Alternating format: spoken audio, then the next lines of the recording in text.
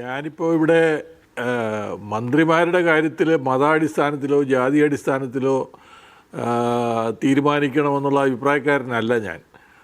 പക്ഷേ തീർച്ചയായിട്ടും ഒരു ഫിഷറീസ് കൈകാര്യം ചെയ്യുന്ന മന്ത്രി ആ മത്സ്യമേഖലയെക്കുറിച്ച് കുറേ കാര്യങ്ങൾ അറിവുള്ള ആളായിരുന്നാൽ നല്ലത്.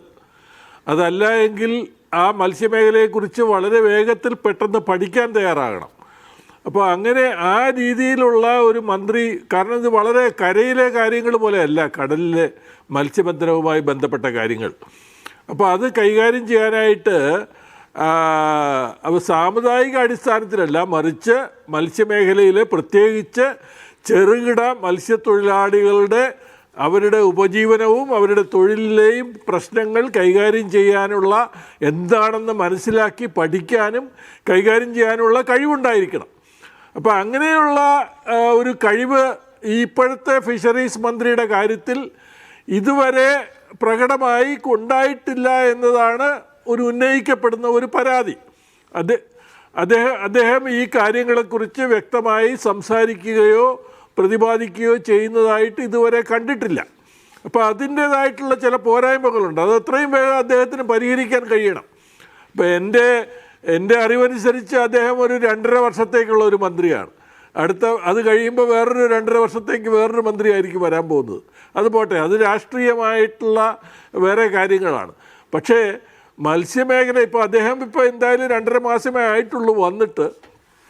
അപ്പോൾ അതുകൊണ്ട് കാര്യങ്ങൾ പഠിച്ചു വരാൻ ഒരുപക്ഷെ സമയമെടുത്തേക്കും. അതുകൊണ്ട് ഞാനിത് ഒരു സാമുദായിക അടിസ്ഥാനത്തിലുള്ളൊരു വിമർശനത്തിന് ഞാൻ തയ്യാറല്ല.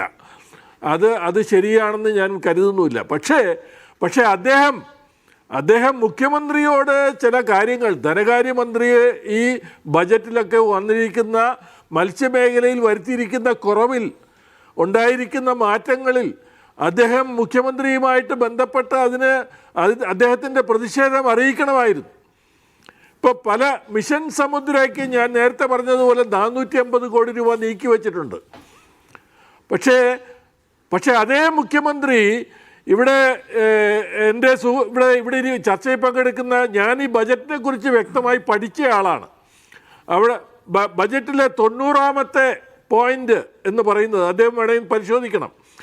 സർക്കാർ മുന്നറിയിപ്പ് പ്രകാരം മത്സ്യബന്ധനത്തിന് പോകാൻ സാധിക്കാത്ത ദിവസങ്ങളിൽ മത്സ്യത്തൊഴിലാളികൾക്ക് വേതന സഹായം ലഭ്യമാക്കും. ഇത് ബഡ്ജറ്റിലെ ഒരു പ്രസംഗമാണ്, ബഡ്ജറ്റിലെ ഒരു പോയിന്റാണ്. പക്ഷേ ഇതിനു വേണ്ടി എത്ര രൂപ നീക്കിവെച്ചെന്ന് ചോദിച്ചാൽ ഒരു പൈസയും നീക്കിവെച്ചിട്ടില്ല. മിഷൻ സമുദ്രയ്ക്ക് 450 കോടി രൂപ നീക്കിവെച്ചു. പക്ഷേ ഈ പണിയെടുക്കാൻ പോകുന്ന മത്സ്യത്തൊഴിലാളിക്ക് മുന്നറിയിപ്പ് കാരണം പോകാതെ വന്നാൽ നഷ്ടപരിഹാരം കൊടുക്കാനുള്ള പണം നീക്കിവെച്ചിട്ടില്ല. അതുപോലെ മറ്റൊരു പോയിന്റാണ് മുതലപ്പുഴി ഹാർബറിൻ്റെ അശാസ്ത്രീയ നിർമ്മാണത്തിലെ അപാകതകൾ പരിഹരിക്കാൻ നടപടികൾ സ്വീകരിക്കും. പക്ഷേ ഈ നടപടികൾക്ക് വേണ്ടി എത്ര പണം നീക്കിവെച്ചു എന്ന് ചോദിച്ചാൽ ഒരു പൈസയും നീക്കിവെച്ചിട്ടില്ല.